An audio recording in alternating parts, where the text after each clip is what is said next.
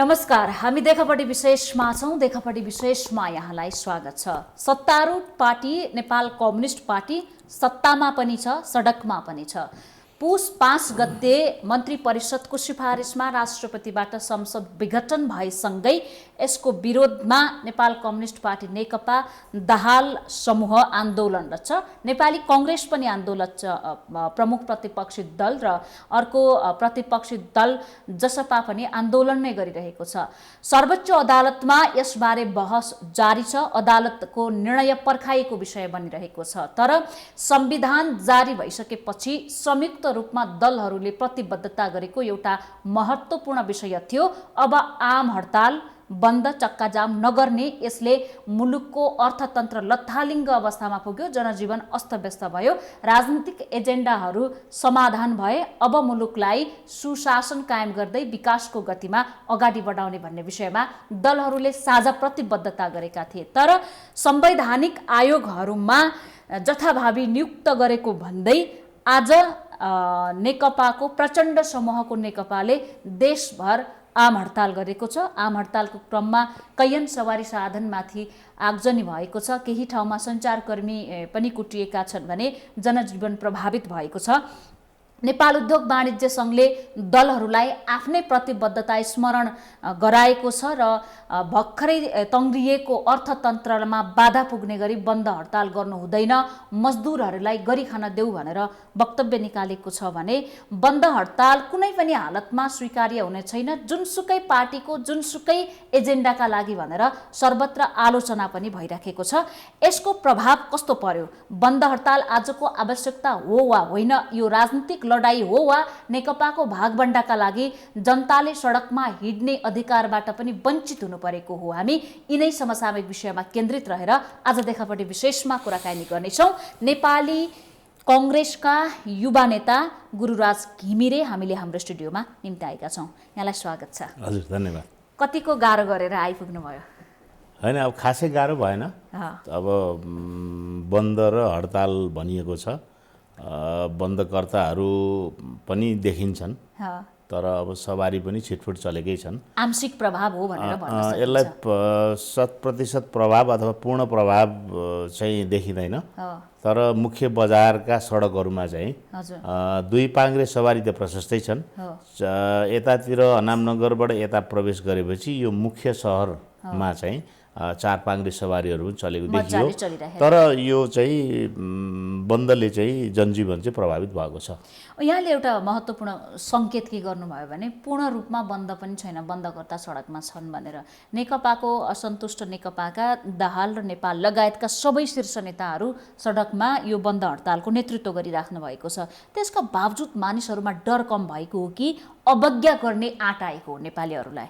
होइन, अब यो एक प्रकारले चाहिँ नेपालका राजनीतिक दलहरूको चाहिँ घोषित अघोषित सहमति नै बनाएको थियो कि चाहिँ 62-63 को जनआन्दोलनको सफलतापछि चाहिँ हामीले चाहिँ बन्द र आम हडताल जस्ता चाहिँ कार्यक्रमहरू नराख्ने, विरोधका कार्यक्रमहरू राख्दाखेरि चाहिँ अन्य प्रकृतिका कार्यक्रमहरू राख्ने, तर बन्द र आम हडताल नराख्ने भनेर चाहिँ हामीले एक प्रकारले सहमति नै गरे हो। अब अरू राजनीतिक दलको केन्द्रीय समितिमा यसलाई चाहिँ निर्णय गरेर यसलाई चाहिँ बन्द हडताल नगर्ने प्रतिबद्धता जनाइएको छ कि छैन मलाई थाहा छैन। तर नेपाली कङ्ग्रेसले चाहिँ निर्णय नै गरेर बन्द हडताल जस्ता कार्यक्रम नगर्ने भनेर हामीले भनेका छौँ। त्यसैले तत्कालीन माओवादी केन्द्र, तत्कालीन एमाले पनि स्पष्ट रूपमा यसमा निर्णय गरेका छन् बन्द हडताल नगर्ने। त्यसैले केन्द्रीय समितिमा अथवा पार्टीका आफ्ना उच्च निकायहरूमा चाहिँ नि बन्द हडताल नगर्ने भनेर निर्णय गर्ने। तर चाहिँ नि अहिले बन्द हडतालको कार्यक्रम आयोजना गर्दाखेरि त्यसको प्रतिक्रियामा चाहिँ नि विभिन्न चाहिँ नि व्यवसायीहरूले, मजदुरहरूले चाहिँ त्यो अवज्ञा गरे हुनसक्छ। तथापि पनि के हो भने बजारहरू चाहिँ नि बन्द छन्, होइन? सटरहरू बन्द छन्। साना साना चाहिँ नि गल्लीका साना साना पसलहरू, साना साना व्यवसायहरूले आफ्नो व्यवसाय चलाउने कोसिस गरेका छन्।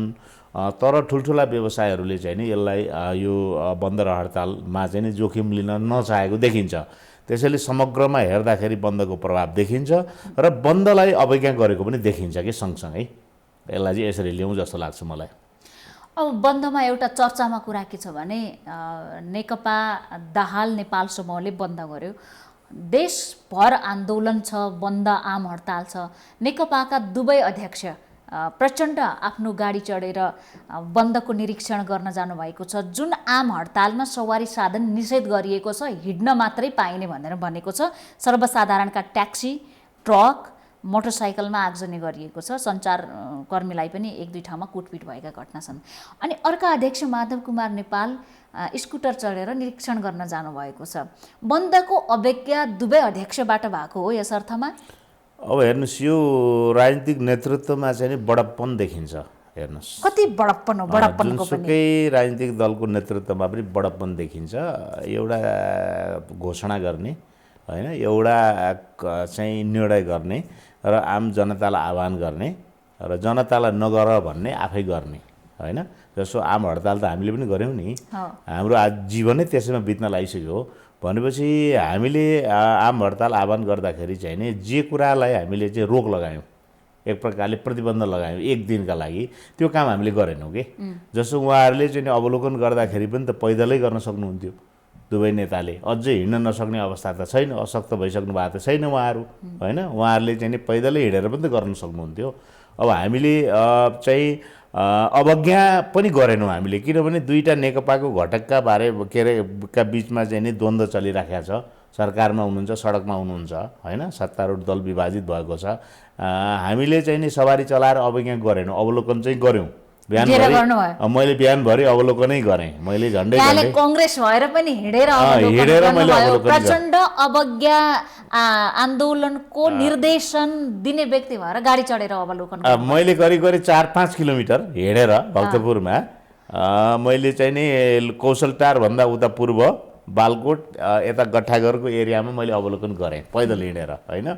अब त्यसैले के हो भने आफूले नै घोषणा गर्ने, आफैले अवज्ञा गर्ने काम चाहिँ यो चाहिँ के हो भने बडप्पन हो। मैले अघि सुरुमै भने प्रचण्डको छोरी समेत रहेका गङ्गा दाहालले के भन्नुभएको छ भने यस्तै प्रेसको प्रश्नमा हिँडेर जान नसक्ने अवस्था आएका कारणले निरीक्षणका लागि गाडी प्रयोग गर्नु परेको हो भन्ने कुरा छ होइन। उहाँहरूले स्पष्टीकरण दिनु एउटा कुरा हो, तर चाहिँ नि आन्दोलनको मूल उद्देश्य त आफू पनि नचलाउने, अरूलाई पनि नचलाउन आग्रह गर्ने। फेरि यसमा के हो भने जबरजस्तीको कुरा हुँदैन।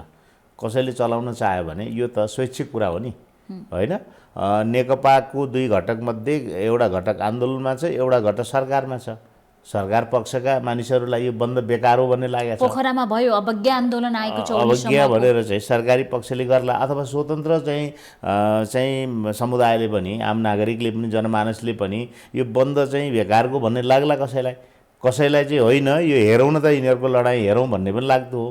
कसैले चाहिँ अवज्ञा नगरेको पनि छ, कसैले अवज्ञा गरेको पनि छ। त्यसैले यस्ता आन्दोलनहरू सर्वप्रथम त राम्रो होइन, यो आन्दोलन नै गलत हुने। यस्ता प्रकारका आन्दोलनहरू गरेर प्रत्यक्ष मर्का कसलाई पर्छ? यहाँ युवा नेता, जनताको समस्या बुझेको नेता के भन्नुहुन्छ? प्रत्यक्ष जनतालाई पर्छ। अब कुरा चाहिँ के हो भने एक प्रकारले म नेपाली कांग्रेसको सदस्य हुँ, कार्यकर्ता हुँ। अब मेरो भनाइ चाहिँ मान्छेहरूले सुन्दा आग्रह पूर्वाग्रह जस्तो देखिन सक्छ, किनभने नेकपाको विषय र नेकपाले गरेको आन्दोलनको विषयमा बोल्दैछु नि।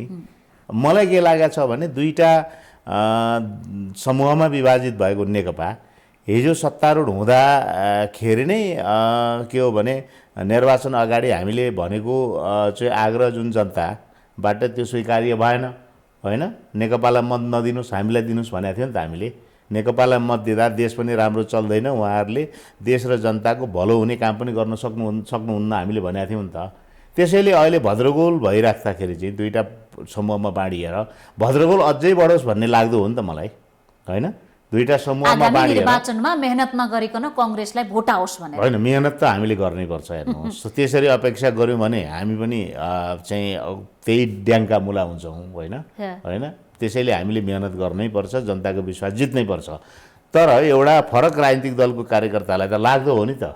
त्यसैले मैले मेरो स्वार्थ हेरेँ भने लाग्दो हो, तर समग्रको कुरा हेर्ने हो भने चाहिँ नेपाली समाजको कुरा, नेपाली जनताको कुरा, आम जनमानसको कुरा चाहिँ हेर्ने हो भने चाहिँ यसले जनतालाई दुःख र अप्ठ्यारोमा पार्छ।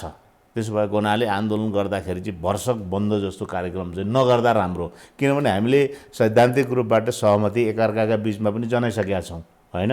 सायद मलाई लाग्छ सर्वदलीय बैठकहरूमा पनि यो नगर्ने भन्ने हाम्रो कमिटमेन्ट संयुक्त छ। रूपमा वक्तव्य आएको छ। वक्तव्य सबै पनि- दलहरूले साझा रूपमा हो, स्वीकार हो, गरेको हो। विषय बन्द हडताल हो, र हो। शिक्षालयमा हिंसात्मक आन्दोलन नगर्ने दुईटा कुरामा नगर्ने। सबै दलको संयुक्त धारणा नै छ यसमा। हो, अनि राष्ट्रिय स्तरका राजमार्गहरू होइन हाइवेहरू चाहिँ बन्द नगर्ने होइन, त्यसमा चाहिँ बल प्रयोग गरेर पनि त्यो हाइवेहरू चलाउने त्यस्तो चाहिँ अभ्यास अगाडि पनि भयो। अगाडि स्कटिङ पनि गरेर ल्याछ कतिपय आज पनि। हो, कतिपय चाहिँ नि यो अहिलेको चाहिँ नि प्रणालीमै असहमति जनाइराख्या विप्लव जस्ता समूहहरूले या अरू हिंसात्मक समूहहरूले पनि त कहिले तराईमा कहिले एउटा भेगमा, जसो पूर्वाञ्चलतिर प्रदेश नम्बर 1 तिर कहिलेकाहीँ लिम्बुवानको नाममा बन्द भइराखेको हुन्छ, कहिले तराईतिर जनतान्त्रिक तराई मुक्ति मोर्चा भनेर बन्द गरिराखेका हुन्छ, विप्लवले आम हडताल गरी घोषणा गरिराखेका हुन्छन्।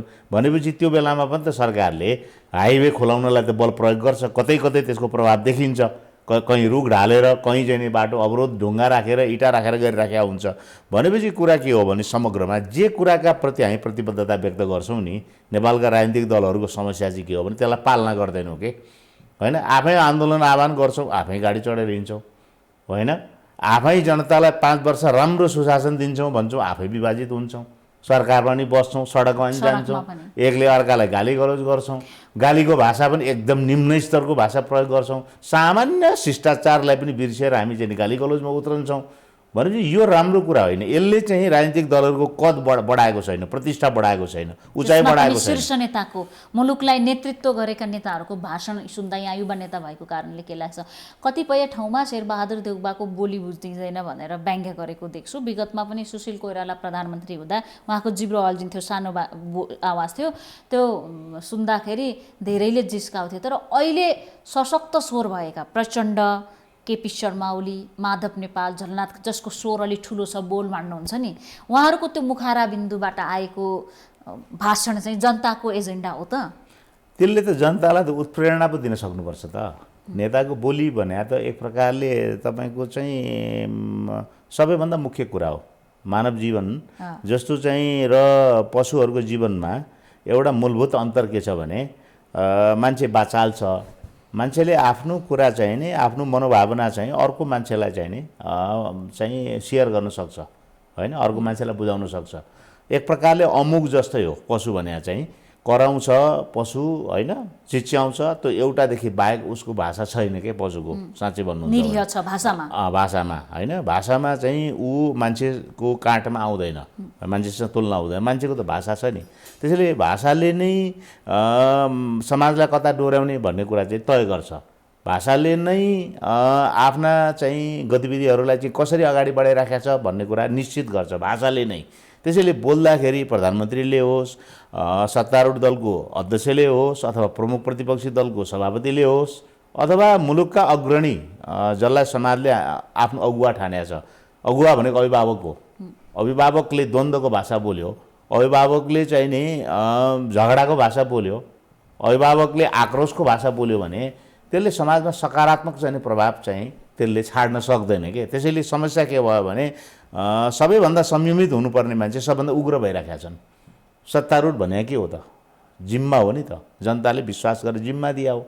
जिम्मा दिएको व्यक्ति सबभन्दा बढी श्रोता हुन सक्नुपर्छ। एउटा भनाइ पनि छ नि त, डेमोक्रेसीमा चाहिँ नि सुन्ने बहादुर, डेमोक्रेसीमा अटोक्रेसीमा बोल्ने बहादुर, जो बढी बोल्छ। नेपालमा बोल्ने बहादुरको बाहुल्यता छ, सुन्ने बहादुर त खोज्न जानुपर्छ। तर त्यसैले के हो भने प्रजातन्त्रको चाहिँ लोकतन्त्रको चाहिँ अभ्यास चाहिँ हाम्रो गम्भीर अभ्यास हुनै पाएन कि, त्यसले हामीले स्थापना गरेको प्रणालीलाई परिष्कृत गर्दै लगेन कि होइन, परिपक्वता प्रदान गर्दै लगेन कि भन्ने कुराको सङ्केत हो कि होइन। जो व्यक्ति बढी डराउँछ ऊ बढी चिच्याउँछ, जो व्यक्तिको मनमा डरले घर गरिसक्यो त्यो बढी चिच्याउँछ कि, चाहे जोसुकै व्यक्ति होस्, चाहे जुनसुकै दलको होस् या गैर राजनीतिक क्षेत्रको होस्। र भनेपछि नेकपाको नेताहरूको कोलाहल डरको एउटा परिणाम हो भनेर बुझ्नु भएको छ यहाँले? अस्तित्वमाथि प्रश्न त उठेकै छ नि त।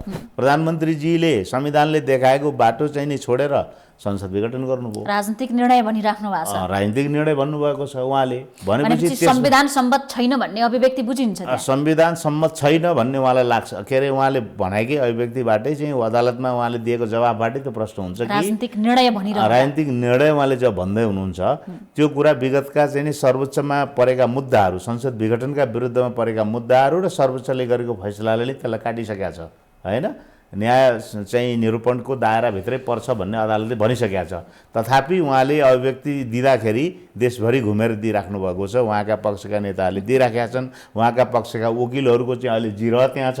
त्यो सबै सुन्दाखेरि उहाँहरूभित्र ठुलो डर छ। संविधानको बाटो जुन हो देखाएको त्यो समायो अदालतले स्वतन्त्र रूपबाट न्याय सम्पादन गर्यो भने त संसद पुनर्स्थापना हुन्छ भन्ने डर उहाँहरूलाई छ। आन्दोलनकारी राजनीतिक दललाई के छ भने होइन अब सर्वोच्च पनि प्रभावित भयो प्रधानमन्त्रीबाट होइन, प्रधानमन्त्रीको निर्णयबाट भने त संसद पुनर्स्थापना हुँदैन। उहाँहरूभित्र पनि डर छ। त्यसैले अघि मैले भनेको कुरा के हो भने जो आत्तिएको छ, जसको मनोविज्ञान चाहिँ नि एकदमै चाहिँ लाई डरले थिचेको छ, ती व्यक्तिहरू चिच्याउँछन्। कङ्ग्रेस पनि चिच्याइदिनु पर्ने भनेर विगतमा थुप्रै असन्तुष्टि भए। प्रतिपक्षी कहाँ छ खोज्न जानु पर्यो, गुमनाम प्रतिपक्षी भयो नेपाली कङ्ग्रेस भनेर। अहिले त सत्ता पक्षले प्रतिपक्षलाई झनै बेरोजगार गरिदियो।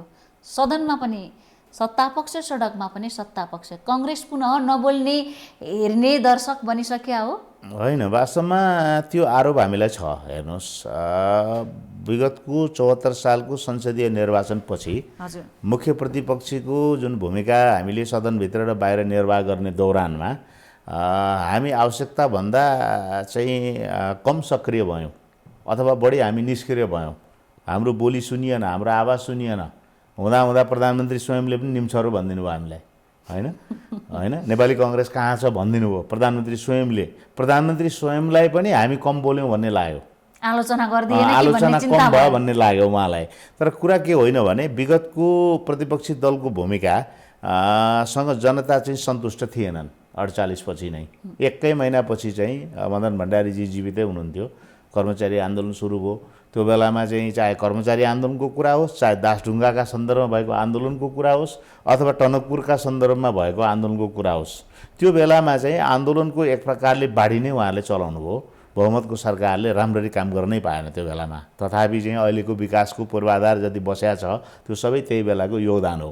भनेको मतलब ती चाहिँ नि प्रतिपक्षी दलले निर्वाह गरेका भूमिकाहरू चाहिँ नि आलोचनामुक्त थिएनन्, सर्वाधिक आलोचना भयो। त्यसैले त्यसपछि पनि 56 सालपछि पनि अथवा 51 सालपछि पनि प्रतिपक्षले झन्डै 2 महिनासम्म सदन अवरुद्ध गरेर प्रधानमन्त्रीलाई जानै दिएन। गिरिजाप्रसाद कोइराला सदन जानै सक्नु भएन।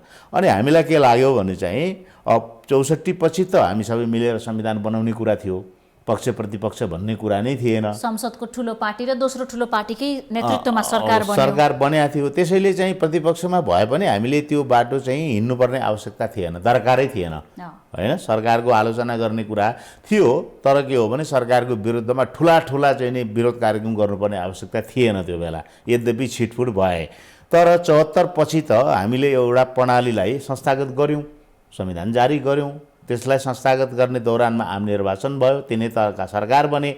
त्यसपछि हामी मुख्य प्रतिपक्षी भएर चाहिँ हामीले सोच्यौँ र हामीले के लाग्यो हामीलाई भने चाहिँ नि अब प्रतिपक्षी दलको भूमिकामा पुनरावलोकन गर्नुपर्छ। अब रचनात्मक प्रतिपक्ष हुने, सदनमा चाहिँ नि रचनात्मक भूमिका निर्वाह गर्ने, सडकमा चाहिँ नि सरकारले गरेका कमी कमजोरीको आलोचना गर्ने, राम्रा कामहरूको सराहना गर्ने र कमी कमजोरी बढ्दै गयो भने विरोध गर्ने, त्यसलाई रोक्ने भनेर हामीले चाहिँ नि शालीनतापूर्वक भूमिका निर्वाह गर्दा हामीमाथि प्रश्न उठ्यो। किनभने समाज, नेपाली समाज र नागरिक आम जनमानस के कुरामा अभ्यस्त थिए भने चर्को स्वरमा जो बोल्छ, सडकमा आएर जसले उग्रतापूर्ण क्रियाकलाप प्रदर्शन गर्छ, उशृङ्खलतापूर्ण गतिविधि सञ्चालन गर्छ, त्यो मात्रै प्रतिपक्ष, त्यसले मात्रै प्रतिपक्षको मान्यता पाउने भन्ने एउटा मनोविज्ञान विकसित जनताले अहिले बुझ्दैछन् त कङ्ग्रेस चुप लागेर पनि अलिकति मुलुक तरङ्गित कमसेकम नभएको रहेछ भन्ने होइन। अब तरङ्गितै मात्रै गर्ने काम होइन नि त। मुलुकलाई त हामीले त विकास, उन्नति, प्रगतिको बाटोमा लिएर जाने हो नि, डोर्याउने हो नि त। त्यसैले के हो भने चारित्रिक रूपमै भिन्नता भयो कि कम्युनिस्ट पार्टी र नेपाली कङ्ग्रेसको होइन। हाम्रो चाहिँ कस्तो हो भने डेमोक्रेटिकल्ली असहमति राख्ने भन्ने कुरा चाहिँ दुनियाँका समृद्ध प्रजातान्त्रिक मुलुकहरूको दृष्टान्त हो। विकसित देशहरूमा एउटा प्लेकार्ड लिएर पार्लियामेन्ट अगाडि उभियो एउटा नागरिक भने राज्य सुन्न आइपुग्छ, सरकार सुन्न आइपुग्छ हामीले कहाँ गल्ती गऱ्यौँ, कहाँ त्रुटि भयो, ल भन भनेर सोध्न आइपुग्छ कि। वास्तवमा प्रजातन्त्र सही प्रजातन्त्र त्यो हो। कतिपय हामीले नै गएर हेरेका छौँ, पर्यवेक्षण गरेका छौँ कतिपय मुलुकहरूमा, त्यहाँको निर्वाचनलाई हेरेका छौँ, त्यहाँको पार्लियामेन्टमा भएका चाहिने गतिविधिहरू कसरी अगाडि बढ्छन् त्यो हामीले हेरेका छौँ, सरकारका मान्छेसँग अन्तर्क्रिया गरेका छौँ, त्यहाँको विपक्षी दलसँग हामी बसेका छौँ। भनेपछि त त्यहाँको प्रजातन्त्रले एक प्रकारले चाहिँ पूर्णता प्राप्त गरिसक्यो, पूर्ण परिपक्व भइसक्यो। हाम्रो देशको सन्दर्भमा चाहिँ परिपक्वताको बाटोतर्फ अगाडि बढाउन त अब व्यवस्था अथवा प्रणालीको टुङ्गो त लाग्यो नि, संविधान बनाइसक्यौँ नि त। अब हामी चाहिँ नि बिपी कोइरालाले भने जस्तो चाहिँ हामी सधैँभरि सत्तामा बसिराख्नुपर्छ भन्ने छैन, होइन। जनताले चुनेका प्रतिनिधिहरूले विधिपूर्वक सरकार चलाउन्, होइन, विधिको शासन चलोस्, हामी सरकारमा जानुपर्छ भन्ने छैन। त्यो उहाँले भन्नुभएको एक प्रकारको चाहिँ साँच्चै भन्नुहुन्छ भने प्रजातन्त्रको मूलभूत चाहिँ नि आदर्श हो, होइन, मूलभूत चरित्र हो। तर त्यो बाटोमा मुलुक गएन कि। अहिले अवसर थियो नि, नेकपालाई अवसर थियो, नेपाली कङ्ग्रेस जस्तो चाहिँ शालीन प्रतिपक्ष थियो। अब यसलाई नि यो शालीनतालाई नै नेपाली जनताले कतिपय मानिसहरूले, होइन, सचेत समुदायले पनि भने होइन यो त कमजोरी हो पनि भनिदियो, गुमनाम भयो गुमनाम भयो भने। र कतिपय सन्दर्भमा हाम्रो कमजोरी पनि छ। फेरि बोल्नुपर्ने ठाउँमा हाम्रो आवाजै हामीले दिन सकेका छैनौँ। सरकारी कमजोरी गरिराखेको छ, विज्ञप्ति जारी गरिदियो, बसिदियो, त्यति मात्रै होइन नि त।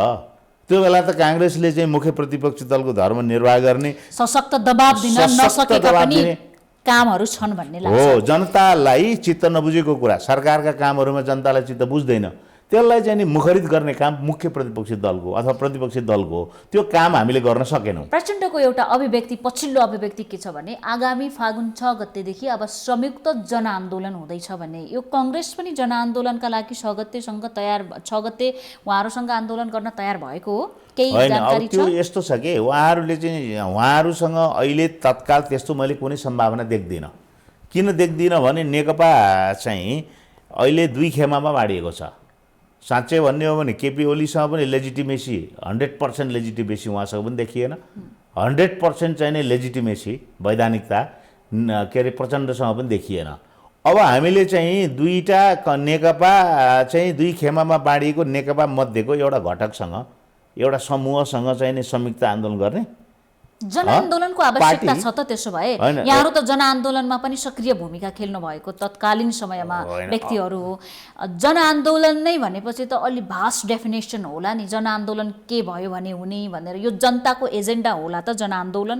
अब निरङ्कुशताको विरुद्धमा गरिने प्रजातन्त्र प्राप्ति पुनर्प्राप्तिका लागि जनअधिकारका लागि गरिने आन्दोलन जनआन्दोलन हो, होइन। राणा शासनका विरुद्ध गरेको आन्दोलन क्रान्ति, हामीले जनक्रान्ति नै भन्यौँ। 46 सालकोलाई आन्दोलन भन्यौँ, 62-63कोलाई हामीले आन्दोलन भन्यौँ। त्यो जनआन्दोलन व्यवस्था नै फेरियो नि, व्यवस्था प्रणाली फेर्न, निरङ्कुशताको अन्त गर्न, जनअधिकारको चाहिँ पुनर्बहाली गर्न, होइन, एक प्रकारले जनताको चाहिँ शासन व्यवस्था ल्याउनका लागि गरिने, होइन, कुनै तानाशाहका विरुद्धमा, कुनै तानाशाही व्यवस्थाका विरुद्धमा गरिने आन्दोलन जनआन्दोलन हो। अब एक प्रकारको चाहिँ व्याख्या अहिले के हुन थालेको छ भने ओलीले त्यो बाटो रोज्दैछन्, तानाशाही तर्फ अग्रसर भइराखेका छन् ओली, होइन। राष्ट्रपति चाहिँ नि उहाँले चाहनु भएको, ओलीजीले चाहनु भएको राष्ट्रपति हुनुहुन्छ, होइन, उहाँले मानिराख्नु भएको छ। अब उहाँहरूलाई हटाउने अहिले चाहिँ नि केही उपाय छैन अर्को, होइन। पार्लियामेन्ट पनि छैन अहिले, भनेपछि जनआन्दोलनको आवश्यकता छ भन्नु खोज्नुमा हो। अब त्यसैले ओलीजीले निरङ्कुशताको बाटो अख्तियार गर्नुभयो भने है, अहिले नै अहिले ठ्याक्कै भन्न सक्दिनँ, तर त्यो प्रवृत्ति त्यसको अर्थ यो परिप्रेक्ष्यमा अहिलेसम्म भएको छैन, निरङ्कुशताको बाटोमा हिँड्नु भएको छैन भन्ने हो होइन। उहाँले संविधान मिचेर निरङ्कुश प्रवृत्ति प्रदर्शन गरिसक्नुभयो, उहाँले संविधान मिच्नुभयो। यो सिधा कुरा चाहिँ यसमा मैले जिब्रो चपाउँदिनँ। संविधानको भावना जुन हो, मर्म जुन हो, त्यसमा आघात पुग्ने गरी काम गर्नु हो। संविधान घाइते भयो अहिले। हाम्रो विगतको अभ्यासलाई हेरेर बार सरकार परिवर्तन भइराख्ने, बारम्बार प्रधानमन्त्रीहरूले संसद विघटन गरिराख्ने, 51मा विघटन, 52मा विघटन, 59मा विघटन, होइन। त्यसपछि आएर अहिले 77मा विघटन, 4 पटक त विघटनै भइसक्यो। विगतका 3टा विघटनबाट हामीले शिक्षा लिएर अब चाहिँ मुलुकमा राजनीति स्थिरता चाहिँ होस्, होइन। अब फेरि हाम्रो के थियो त्यो बेलाको अनुमान भने, प्रेडिक्सन के थियो भने चाहिँ अब मिश्रित प्रणाली छ, मिश्रित प्रणालीमा कुनै एउटा राजनीतिक दलको बहुमत नआउन सक्छ, मिलिजुली सरकार हुनसक्छ। त्यो बेलामा त हामीले संसद विघटनको व्यवस्था राख्यौँ भने त सरकार ढल्न लाग्यो भने विघटन गरिदिने, होइन, फेरि राजनीतिक अस्थिरतातर्फ मुलुक जान्छ। त्यसो भएको हुनाले चाहिँ विघटनको प्रावधान नराखौँ। 2 वर्षसम्म अविश्वासको प्रस्ताव ल्याउन, यद्यपि यो 2 वर्ष अविश्वासको प्रस्ताव ल्याउन नपाउने जुन व्यवस्था हामीले गऱ्यौँ नि, त्यो पूर्ण प्रजातान्त्रिक व्यवस्था होइन। पार्लियामेन्टलाई लाग्यो, प्रधानमन्त्रीले राम्रो काम गरेन, 2 वर्षसम्म ल्याउनै नदिने, यो पनि साँच्चै भन्यो भने एक प्रकारको निरङ्कुश व्यवस्था हो। तर यो ल्याउनुको पछाडि के हो भने चाहिँ नि प्रधानमन्त्री बदलिरहने, पार्लियामेन्टमा खालि प्रधानमन्त्री फेर्ने, स्थिरता कमसेकम होस् भन्ने, कमसेकम होस् भनेर चाहिँ कि त आम चुनाव भयो, कुनै राजनीतिक दलले बहुमत ल्याएन, 2 वा 2 दलभन्दा बढीको सरकार बनेन, सबभन्दा ठुलो संसदीय दलको नेतालाई राष्ट्रपतिले प्रधानमन्त्री बनाउँदा पनि उसले 1 महिनाभित्र विश्वासको मत लिन सकेन, होइन। र चाहिँ नि कुनै एउटा सांसदले प्रधानमन्त्रीको दावा गरेर उसले पनि 1 महिनाभित्र चाहिँ नि बहुमत सिद्ध गर्न सकेन भने मात्रै संसद विघटनको चाहिँ नि तपाईँको बाटो खुल्छ। हेर्नुहोस् है, अब प्रक्रियामा जानु पर्यो, प्रक्रियामा जान्छ, या बहुमत ल्याएको कुनै एउटा राजनीतिक दलले उसले राजीनामा दियो अथवा उसको मृत्यु भयो भने त प्रधानमन्त्री बनाउनु पर्यो। त्यसपछि त्यही दलको अर्को नेताको खोजी हुन्छ। बहुमत प्राप्त दल छ नि, केपी ओलीजीले अहिले रिजाइन दिनुभएको भए त नेपाली कङ्ग्रेस या अरू दलको प्रधानमन्त्री खोजी हुँदैन थियो नि त, नेकपाभित्रै खोजी हुन्थ्यो। अब भएन, त्यो दल विभाजित भयो, कल्पना गर्नुहोस्, होइन, 2टा दल भए भनेपछि ती 2टा दल मिल्दैनन्। अब अर्को दलसँग चाहिँ नि तपाईँले चाहिँ नि समझदारी गर्नुपर्छ, समीकरण बनाउनुपर्छ, या 3वटा 4वटा दल मिल्नुपर्छ। त्यो दलले बनाएको सरकारले पनि बहुमत पाएन। पार्लियामेन्टको सबभन्दा ठुलो दलको नेताले प्रधानमन्त्री पदमा नियुक्त हुने अवसर पाउँछ, त्यसपछि उसले पनि 30 दिनभित्र बहुमत सिद्ध गर्न सकेन। एउटा सांसदले पनि बहुमत सिद्ध गर्न सकेन, कसैले दावा गर्यो प्रधानमन्त्रीको भने र राष्ट्रपतिले नियुक्त गर्नुभयो भने त्यसले पनि बहुमत सिद्ध गर्न सकेन भने बल्ल त्यो प्रधानमन्त्रीले संसद विघटनको सिफारिस गर्छ। यो संविधानको भावना थियो। हेर्नुहोस्, धारा 76 मा छ, धारा 76 1 देखि 7 सम्मका व्यवस्था प्रष्ट यी प्रक्रियामा आधारित छन्। सारा अक्षर छिचोलेको साधारण लेखपढ गर्न जान्नेले पनि त्यो कुरा बुझ्छ। तर त्यो बाटोलाई उहाँले चाहिँ एकदमै चाहिँ नि मिचेर, बाटो मिचेर भन्छ नि, होइन, त्यो बाटो मिचेर उहाँले यहाँले भन्नुभयो जस्तै प्रधानमन्त्रीले संविधान मिच्नुभयो, यहाँले भन्नुभयो यसको विपक्षमा, यसको विरुद्धमा, यसलाई प्रतिगमन भनेको छ, प्रतिगमनका विरुद्धमा प्रचण्ड ठ्याक्कै यही एजेन्डाबाट आन्दोलनमा जानुभयो। हेर्नुहोस्, उहाँहरूको त अब धेरै कथा कहानी लामो छ, उहाँहरूको आन्तरिक झगडा भने, किनकि जनताले सत्य कुरा जान्नु पर्यो। जस्तो प्रधानमन्त्रीले संविधान मिच्नुभयो भने त्यसका विरुद्ध यो आन्दोलन हो कि होइन, त्यसका विरुद्ध हो भने जनताका लागि होला यो आन्दोलन, अन्यथा फेरि जनतामाथि अरू भ्रम छन् कि? यहाँलाई के लाग्छ? होइन, मलाई के लाग्छ, सोझै कुरा छ, जनताले छर्लङ्ग बुझेको कुरा छ। हामी 2077 मा छौँ, होइन, कसैलाई पनि हामीले गुमराहमा राख्नै सक्दैनौँ। आम जनतालाई 80% हाम्रो साक्षरता दर पुगिसकेको छ। सञ्चारको युगमा छौँ, सञ्चार र प्रविधिको यो अत्याधुनिक, आधुनिक मात्र होइन, अत्याधुनिक युगमा छौँ। हातैमा सञ्चार छ, होइन, सम्पूर्ण कुरा जनताले एक निमेषमा थाहा पाउँछ, क्षणभरमा, पलभरमा थाहा पाउँछ। उहाँहरूको चाहिँ आन्तरिक झगडा भने चाहिँ सरकारले एकदमै राम्रो काम गरोस्, नेकपालाई असाध्य लोकप्रिय बनाऊ। अब कार्यकर्ताको, नेकपाका साथीहरूको यति धेरै अब कार्यकर्ता भएको पार्टी हो, पार्टीका आम कार्यकर्ताको त्यो भावना थियो होला, तर मूल नेताहरूको चाहिँ झगडाको चाहिँ प्रकृति हेर्दाखेरि उहाँहरू बिल्कुल सत्ता सङ्घर्षमा हुनुहुन्थ्यो, शक्ति सङ्घर्षमा हुनुहुन्थ्यो। ओलीजी आफू 5 वर्ष कसरी टिकिराख्ने, सरकारमा बसेर चाहिँ आफ्नो गुटलाई कसरी बलियो बनाउने, र अर्को पक्ष चाहिँ ओलीजीलाई हटाएर कसरी चाहिँ सत्तारूढ हुनु पुग्ने, आफू आफ्नो नेतृत्वमा कसरी चाहिँ सरकार बनाउने, र ओलीसँगको प्रतिस्पर्धामा आफू कसरी चाहिँ अगाडि बढ्ने, आफू बलियो कसरी हुने र अब्बल कसरी हुने भन्ने चाहिँ उहाँहरूको चाहिँ नितान्त। यहाँ जनताका एजेन्डा छन् यो लडाईमा? जनताका एजेन्डा बिल्कुल छैनन्। जनताका एजेन्डा भएको भए ओलीजीले यदि साँच्चै लोकतन्त्रको अहिले कुरा गरिराख्नु भएको छ या प्रचण्डले कुरा गरिराख्नु भएको छ, दुवै पक्षको साझा कमजोरी के हो भने प्रजातन्त्रवादी नेताले चाहिँ नि आफूमाथि प्रश्न उठेपछि ती प्रश्नको समुचित जवाब दिन्छ, कुशलतापूर्वक जवाब दिन्छ, योग्यतापूर्ण ढङ्गले जवाब दिन्छ। यदि आफ्ना साथीहरूले चित्त बुझाएनन् भने त्यो स्थान छोडिदिन्छ सच्चा प्रजातन्त्रवादीले। ल, म माथि प्रश्न उठ्यो, त्यहाँ त पत्र 19 पेज र 38 पेजका आए, दुवै पक्षबाट जवाफ आएन। अब हेर्नुहोस्, यस्ता चाहिँ नि धारिला चाहिँ नि आरोपहरू लगाउनु भएको छ कि त्यो स्तरको आरोप त मुख्य प्रतिपक्षी दलले पनि लगाएको छैन।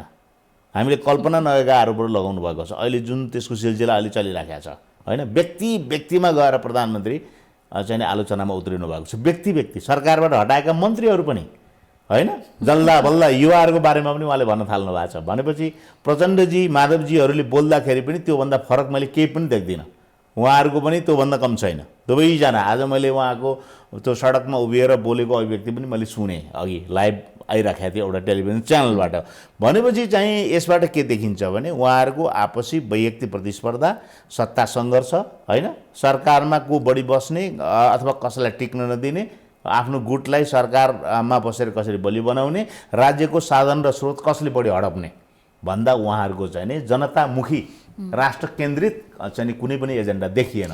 अब यहाँले भनेको कुरालाई सत्य मान्ने हो भने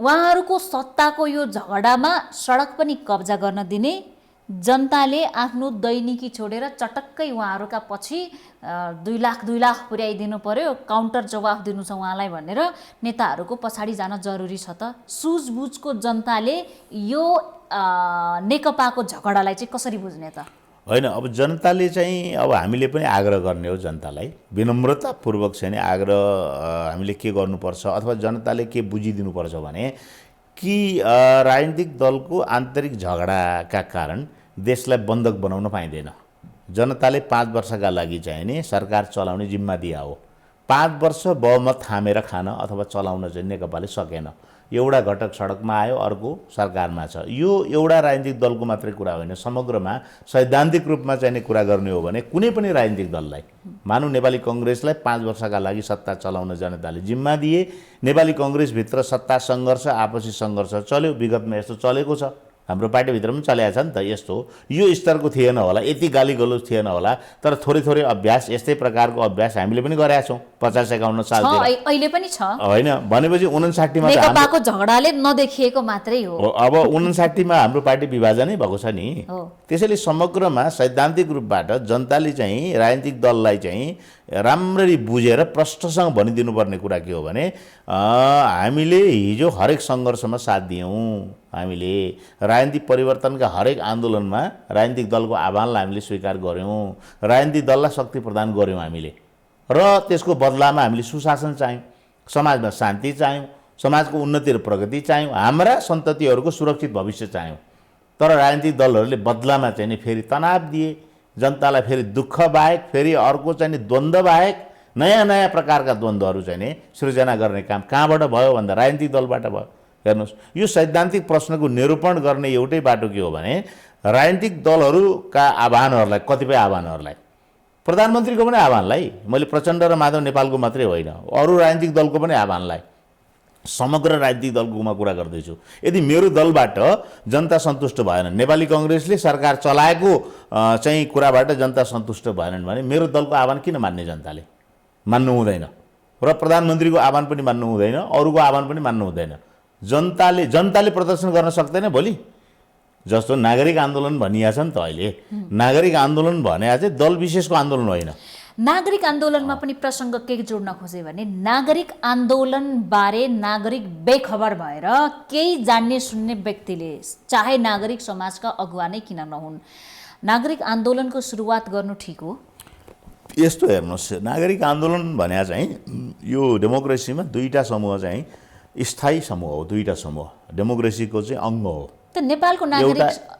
अगुवाहरू त बाइस्ड छन् भन्छन् सबैले देखिएको कुरा पनि छ होइन हेर्नुहोस् है अब त्यसलाई केलाउनुपर्छ नागरिक समाज स्थायी समूह हो प्रजातन्त्रको अङ्ग हो संसारभरि नागरिक सिभिल सोसाइटी भनेको स्थायी अङ्ग हो प्रजातन्त्रकै अङ्ग हो सबभन्दा बलियो अङ्ग पनि हो परिवर्तनका लागि हो त्यो बेला पनि 62-63 को आन्दोलनमा पनि कतिपय सन्दर्भमा चाहिँ नागरिकहरू आफै जागरुक भएर मदन कृष्ण हरिवंश लगायतका नागरिक अगुवाहरूले चाहिँ अभियान सञ्चालन गरे त्यसबाट आन्दोलनलाई बल पुगेको थियो पछि माओवादी सत्तामा हुँदा पनि नागरिक समाज उद्योग वाणिज्य महासङ्घ लगायतका विभिन्न समूहहरूले चाहिँ नि त्यो कुरालाई अगाडि बढाए होइन त्यस्तै अहिले पनि चाहिँ नागरिक आन्दोलन चलिरहेको छ तपाईले भन्नुभएको चाहिँ यो नागरिक आन्दोलन निर्देशित त होइन कतैबाट त्यसका अन्तर्वस्तुहरू खोतल्दै जाँदाखेरि चाहिँ हामीले नागरिक आन्दोलनमा अगाडि उभिएका अनुहारहरूलाई हेर्नुपर्छ कृष्ण पहाडी नारायण वाग्ले सञ्जीव उप्रेती राज्यलाई दोहन गरेका राज्यलाई अप्ठ्यारोमा पारेका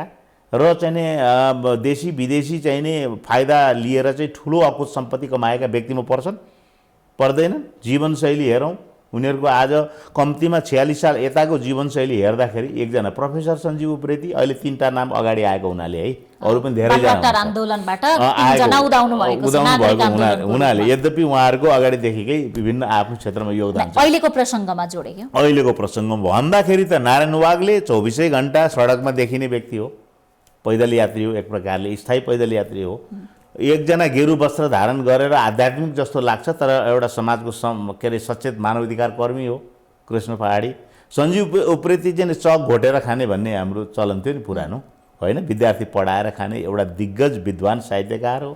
उहाँहरूलाई चाहिँ डलर खाने भनिदिने त राज्यका मान्छेले बुझेर भन्नु पर्यो नि त। उहाँहरूको जीवन त पारदर्शी छ नि। त्यसैले नागरिक आन्दोलनले चाहिँ के हो भने जनताले सुझबुझले आन्दोलनमा सहभागी जनाउने बेला आयो सुझबुझपूर्ण ढङ्गले नेकपाको चाहिँ द्वन्द्वमा के हो भने नेकपाकै चाहिँ एउटा पक्षको पक्षधर्ता लिएर यदि नागरिक समाज अथवा के हो आम जनमानस सडकमा उत्रियो भने त्यसले चाहिँ नि मुलुकको राजनीतिलाई सही दिशा प्रदान गर्न सक्दैन। अथवा प्रधानमन्त्रीको पनि त आह्वान चलिएको छ अहिले देशभरिबाट, दुवै पक्षको छ, देशभरिबाट मान्छे बटुल्ने अभियान जारी छ। अब अहिले त हामी अगाडि भइरहेको छ 2 लाख मानिसको बीचमा सम्बोधन गर्ने कार्यक्रम छ। होइन, अब यो चाहिँ प्रोपागान्डाको केही अर्थ छैन, चाहे केपी ओलीजीको होस् चाहे प्रचण्डजी र माधव नेपालजीको होस्, यो प्रोपागान्डाको अर्थ छैन। मुलुक चलाउन नसक्नु भएकै हो, 5 वर्ष बहुमत थेगेर अथवा थामेर देश र जनतालाई सुशासन दिन नसक्नु भएकै हो। उहाँहरूको आन्तरिक द्वन्द्वको अहिले परिणाम हो, कलहको परिणाम हो, होइन। यसमा हामीलाई कुनै पक्षको पक्षधर्ता लिनु पनि छैन। अहिले संयुक्त जनआन्दोलन भनेर हामी त्यो पङ्क्तिमा उभिन जरुरी पनि छैन। नेपाली कङ्ग्रेस अहिले त्यसमा उभिँदैन, क्लियर कट कुरा हो। जनतालाई भन्छ, हामी विभिन्न माध्यमबाट भन्छौँ। हामीले निर्वाचन अगाडि पनि भनेका थियौँ, नेकपा त थिएन, नेकपालाई 2/3 नेकपाको गठबन्धन थियो त्यो बेलामा, तत्कालीन एमाले र माओवादी केन्द्रको गठबन्धन थियो। नेकपालाई 2/3 निकट बहुमत प्राप्त भएको पनि होइन। एमाले ठुलो पार्टी भएको, काङ्ग्रेस दोस्रो भएको, माओवादी केन्द्र तेस्रो भएको। गठबन्धनका 2टा दल एकीकरणपछि नेकपा बन्यो र नेकपा अझ विशाल पार्टी बन्यो, ठुलो सर्वाधिक ठुलो पार्टी बन्यो। मुख्य विपक्षी दलसँग ठुलो मतान्तर भयो, गणितको धेरै ठुलो अन्तर भयो। र एउटा सत्य कुरा चाहिँ के हो भने केपी ओलीजीलाई अहिले यो 2/3 निकटको प्रधानमन्त्री बनाउनमा त योगदान त प्रचण्डको छ। प्रचण्ड नजोडिएको भए उहाँको सिट कति थियो? 80 सिट प्रत्यक्ष जित्या, 41 सिट चाहिँ समान 121 सिटले पुग्थ्यो। 2/3 निकट पुग्नुहुन्थ्यो उहाँले चट्टक्कै बिर्सिदिनु भयो। अढाई वर्ष चाहिँ उहाँहरूको सम्झौता थियो। प्रचण्डजीले त्यो पनि छोडिदिए, 5 वर्ष चलाऊ भने, होइन। अनि कार्यकारी अध्यक्ष प्रचण्डलाई भन्ने 1 नम्बर त म बिना निर्णय हुँदैन भन्ने दोष छैन प्रधानमन्त्रीको? छ नि त। यो के हो भने एक प्रकारको दम्भ, अहङ्कार। लोकतन्त्रले अहङ्कारी शासक जन्माउँदैन। लोकतन्त्र भनेको विनम्र शासक जन्माउने। तपाईँले देख्नु भएको छ विनम्रता त देखिँदैन। केही दिन अघि माइतीघर मण्डलाबाट पुष्पकमल दाहाल प्रचण्डले आन्दोलनकै क्रममा उपस्थित त्यहाँका उहाँका समर्थकलाई सम्बोधन गर्नुभयो। अब मांसाहारी आन्दोलन पो गर्नुपर्ने हो कि भेज आन्दोलनले पुगेन भन्ने कुरा गर्नुभयो। त्यसको पनि अलिक चर्चा चल्यो। यहाँले चाहिँ यो मांसाहारी भन्या नन भेज भन्या के बुझ्नु भएको? गैर जिम्मेवार कुरा हो त्यो, गैर जिम्मेवार कुरा हो। कुनै पनि राजनीतिज्ञले, त्यति अग्लो राजनीतिज्ञले, 2 पल्ट प्रधानमन्त्री भइसकेको राजनीतिज्ञले आम जनमानसलाई भड्काउने खालको, प्रोभोक गर्ने खालको, होइन, त्यो अलि उशृङ्खलताको बाटो अवलम्बन हुने खालको चाहिँ अभिव्यक्ति दिनु हुँदैन। त्यो काम उहाँले गैर जिम्मेवार काम गर्नुभएको, त्यो अभिव्यक्ति गैर जिम्मेवारपूर्ण अभिव्यक्ति हो। अब यो द्वन्द्व जसरी चलिराखेको छ, यो यस्तै रूपमा अगाडि बढ्यो भने के होला त मुलुक? होइन, अब यो त हेर्नुहोस्, यो जे जति गतिविधि भइरहेका छन् है अहिले, ती गतिविधिहरू चाहिँ सुविचारित गतिविधि छैन, सुझबुझपूर्ण गतिविधि छैनन्।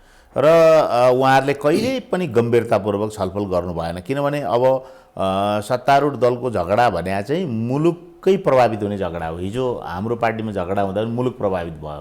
मुलुक मात्रै होइन, पार्टी पनि झगडा हुँदा, कमसेकम सत्तारूढ पार्टी हुँदा त मुलुकमा असर पर्यो। कतिपय पत्रकारी साथीहरूले मलाई सोध्नुभयो, त तपाईँहरूले त आनन्द मान्नुहोस् न, नेकपा झगडामा छ, नेताहरू झगडामा छन्, आनन्द मान्नुहोस् न, चुनाव भयो जितिहाल्नु चाहिँ नि भन्नुभयो। होइन, त्यो चाहिँ त्यो कुरा होइन। मैले त्यसरी स्वार्थी बन्न मिल्दैन।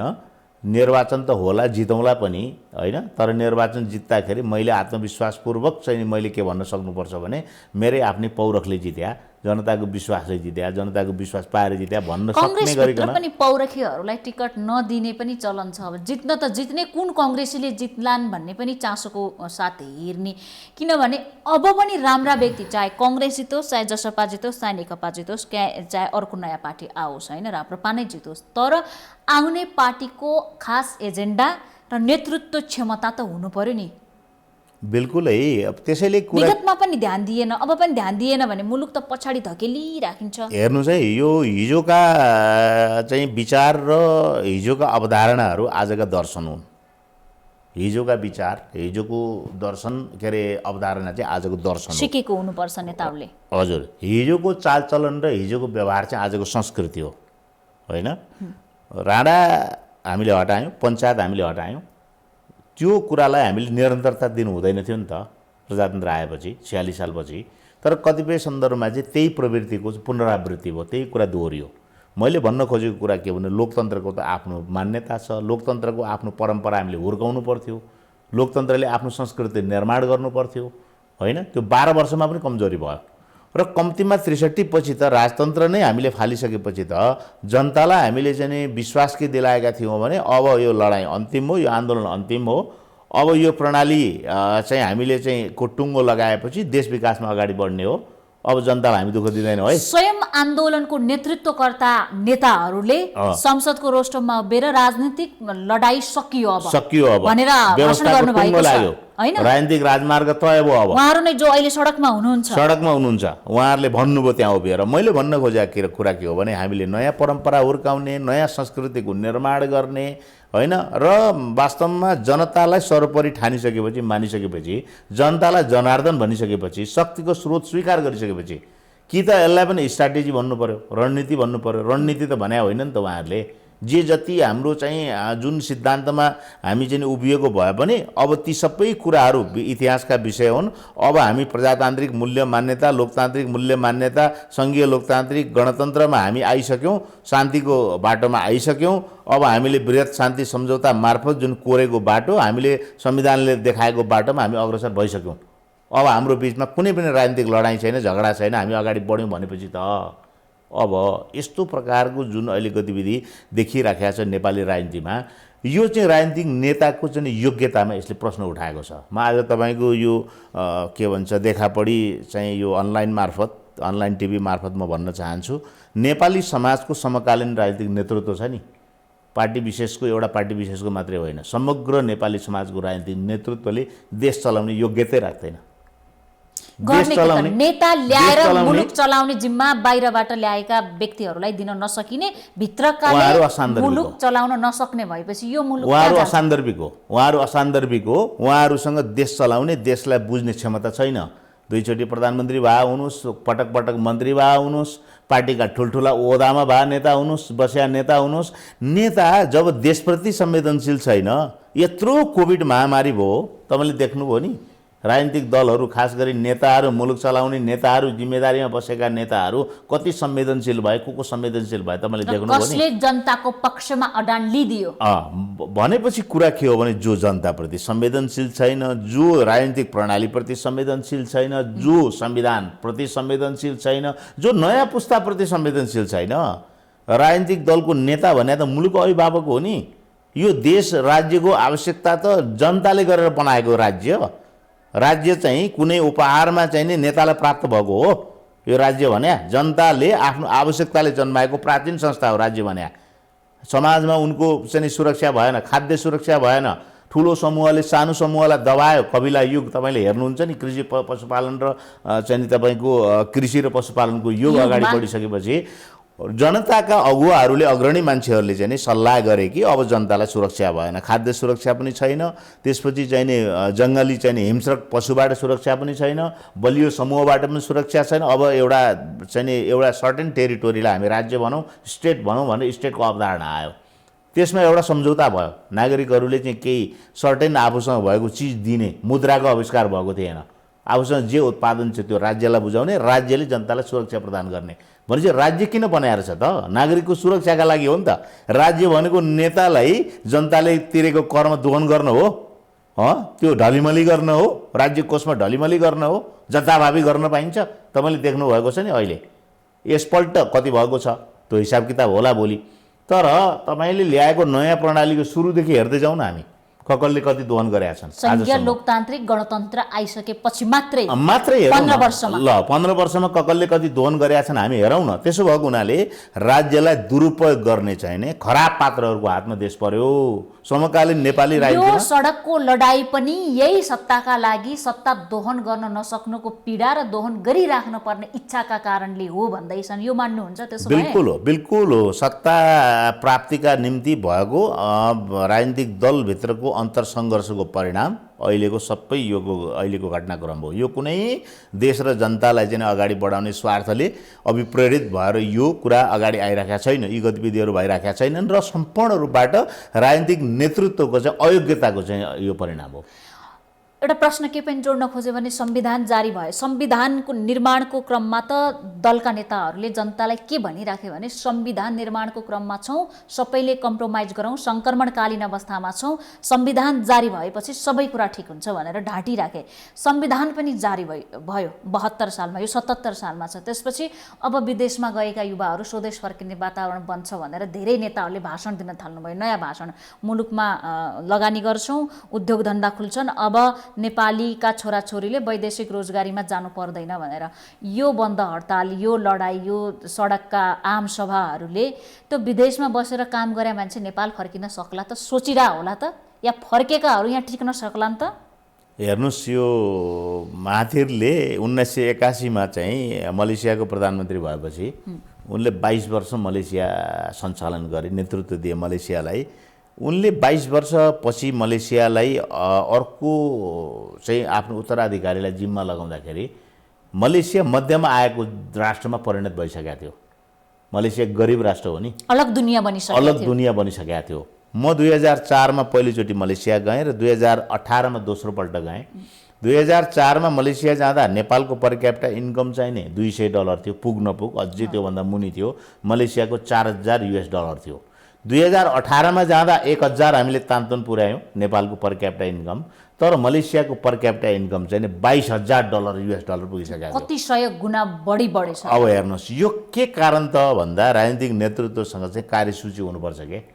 नेपालको शक्ति के हो अथवा स्ट्रेन्थ के हो, नेपालको विकनेसेस के हो, यहाँको सम्पदा के हो, हाम्रो क्षमता के हो, नपुग कुरा के हो, हामीले अन्तर्राष्ट्रिय जगतसँग सहायता लिनुपर्ने कुरा के हो, अन्तर्राष्ट्रिय जगतलाई हामीले सहायता गर्नुपर्ने कुरा के हो, हामीसँग उपलब्ध भएको साधन र स्रोत के हो, होइन, र सबभन्दा प्राथमिकता दिनुपर्ने क्षेत्र के हो, हामीले त्यसको त कार्ययोजना हुनु पर्यो नि। बार बार बिपी कोइरालाको नाम किन आउँछ भने 16 सालमा निर्वाचन जितिसकेपछि राजालाई भेट्दा महेन्द्रले सोधेछन्, बिपी तपाईँ प्रधानमन्त्री भएर के गर्ने विचार छ भन्दा 15 वर्षभित्र सबै नेपालीलाई मेरो परिवारको आर्थिक जीवनस्तरमा पुर्याउने मेरो इच्छा छ, मेरो योजना छ, त्यसका लागि मसँग खाका छ, कार्यसूची छ। उहाँले भन्नुभयो नि त, त्यो काम त गर्न दिएन नि। मैले भन्न खोजेको केपी ओलीको कुरा होस् अथवा प्रचण्डको कुरा होस् अथवा हाम्रो सभापति शेरबहादुर देउवाको कुरा होस् या कुनै पनि नेताको कुरा होस्, राष्ट्रको जिम्मेदारीमा मुख्य जिम्मेदारीमा पुगेपछि आफ्नो अगाडि चाहिँ कार्यसूची हुनुपर्छ के।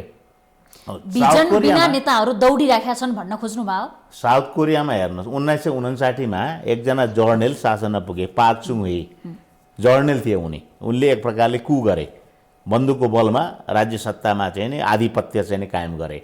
1979सम्म उनले 20 वर्ष शासन चलाए। 1979मा उनको हत्या गरियो, मारिए उनी। तर 20 वर्षमा कोरियालाई आजको कोरिया जहाँ उभिएको छ नि त्यसको जहाँ हामी खाद्यान्न निर्यात गर्थ्यौँ, जहाँको खेत खन्न अहिले हाम्रा युवाहरू लागेर जान्छन्। 1960मा त्यहाँ आपत आउँदाखेरि अनिकाल पर्दाखेरि नेपालले गहुँ पठायो भन्ने इतिहास अहिले हामी पढ्छौँ। आज समुद्री डाकाहरू बस्ने चाइना पठायो भन्ने इतिहास छ। समुद्री डाकाहरू बस्ने एक प्रकारले चाहिँ नि बेवारिसे टापु भएको चाहिँ सिङ्गापुरलाई आज ली कुआन यूले चाहिँ 1959मा ऊ पनि पहिलोचोटि चाहिँ नि बेलायती उपनिवेशको बेलामा उसले निर्वाचन जितेर बेलायती शासनकै अधीनमा रहेको बेलामा चाहिँ प्रधानमन्त्री भएको ली कुआन यू 1959मा। आज उसको पार्टी पिपुल एक्सन पार्टी, उसको मृत्यु भइसक्यो, उसको छोरा प्रधानमन्त्री छन्। आजसम्म 60 वर्षसम्म उसैको पार्टी सरकारमा छ। किन लोकप्रिय छ उसैले देश बनाएको छ बनाएको छ, उसैले देश बनाएको छ। यहाँले अघि प्रसङ्ग मुलुकभित्रैको पनि जोड्न खोजे, बाहिरका तमाम उदाहरण यहाँले दिइसक्नुभयो।